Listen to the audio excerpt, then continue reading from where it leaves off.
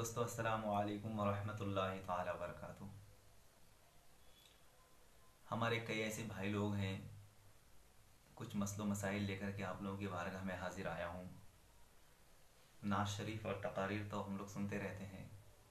जो मसलो मसाइल बुनियादी तौर पर हमारी ज़िंदगियों में ज़रूरत है, हम उन चीज़ों से नावाकिफ़ हैं, उन चीज़ों को हम भुलाए बैठे हैं। लिहाजा जिस तरह से बाइक हो और पेट्रोल ना हो तो बग़ैर पेट्रोल के बाइक चल नहीं सकती, तो पेट्रोल होना शर्त है बाइक के लिए। हर वो चीज़ जिसके साथ शराइत लगे हों, शर्त और मशरूत, ये दोनों चीज़ों का पाया जाना ज़रूरी है।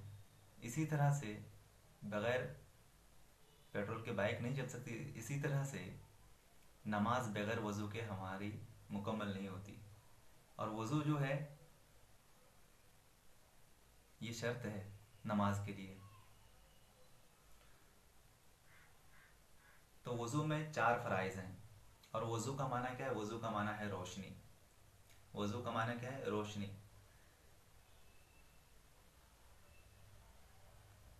पहला क्या है? चेहरा धोना। सिर्फ मुंह धोना नहीं, चेहरा धोना।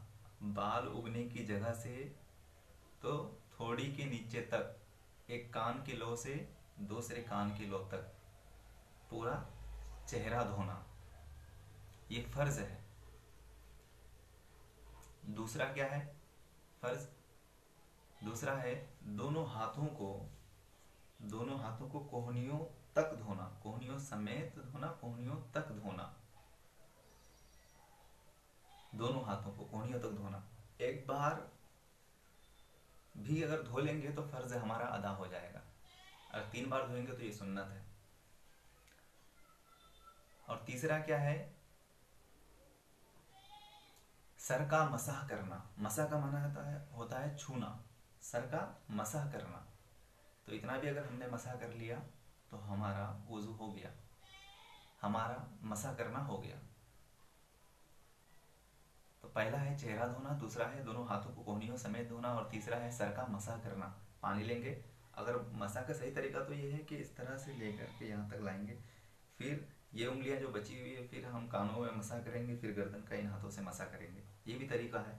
अगर किसी ने सिर्फ पानी लेकर के इतना ही मसाह कर दिया तो उसका ये मसाह मुकम्मल हो जाता है। और चौथा क्या है?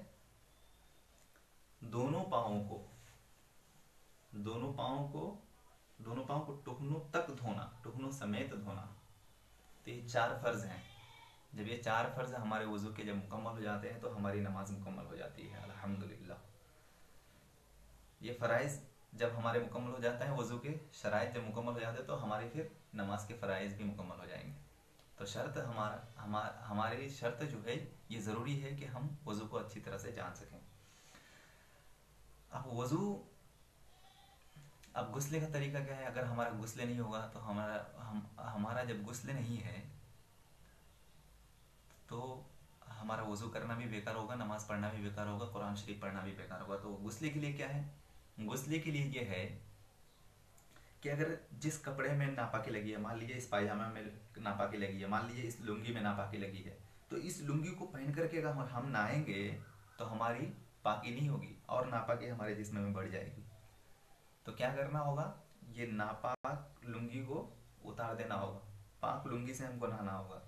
या नापाक को पहले अच्छे से धो करके 3 बार धो करके, निचोड़ करके 3 बार निचोड़ करके, धो करके अच्छे से, फिर उसको पहन करके हम नहा सकते हैं, तब हम पाक हो सकते हैं।